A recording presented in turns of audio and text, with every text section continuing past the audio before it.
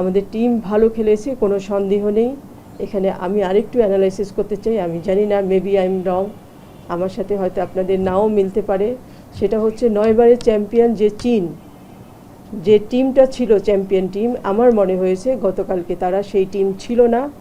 Team ছিল না মানে সেই মানুষগুলোই ছিল, কিন্তু তারা ছিল ওল্ডার এবং অফ ফর্মে।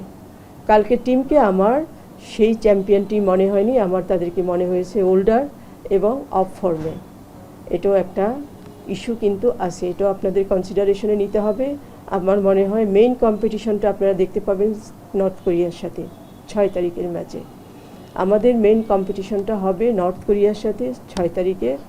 সেখানে অনেক বেশি টাফ টিম হবে নর্থ কোরিয়া, চায়নার থেকেও বেশি। এই এশিয়া কাপে আমার মনে হয় না চায়না ওই লেভেলে যেতে পারবে, কারণ চায়নার টিম ওই ফর্মে নেই। আমাদের টিম ভালো খেলছে, এটাতে কোনো ডাউট নেই, নো ডাউট অ্যাবাউট ইট।